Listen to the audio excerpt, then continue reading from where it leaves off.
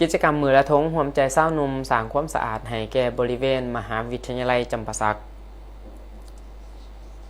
ถ่ายอาทิตย์ที่ผ่านมานี้โครงการมือละทงวันแบ็กเดย์ได้ร่วมกับคณะครูอาจารย์นักศึกษาเศร้านุ่มจากมหาวิทยาลัยจำปาสักองค์การปกครองบ้านจัดสรรพร้อมทั้งจิตอาสาจากมูลนิธิเกือฟันเด็กสันสูงหุ่นที่1จากวิทยาลัยเทคนิควิชาชีพจำปาสัก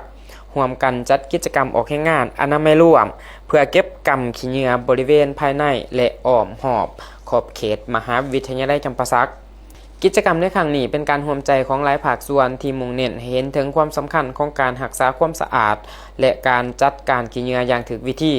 โดยผู้เข้าร่วมได้ร่วมกันเก็บขี้เหงื่อตามบริเวณจุดต่างๆภายในพื้นที่พร้อมทั้งคัดแยกขี้เหงื่อเพื่อง่ายต่อการนำไปกำจัดหรือนำกลับมาใส่ใหม่นอกจากการสร้างพื้นที่ให้สะอาดและสวยงามแล้วกิจกรรมมือละถงยังเป็นเวทีสำคัญในการปลูกฝังจิตสำนึกให้แก่สาวหนุ่มวัยหนุ่มให้มีความหักและใส่ใจต่อสิ่งแวดล้อมพร้อมทั้งเสริมสร้างความสามัคคีและการร่วมมือร่วมใจของชุมชนผ่านกิจกรรมนี้บ่เพียงแต่เฮ็ดให้พื้นที่การศึกษามีความเป็นระเบียบและสะอาดสวยงามแต่ยังเป็นการสร้างแรงบันดาลใจให้แก่สาวหนุ่มและเยาวชน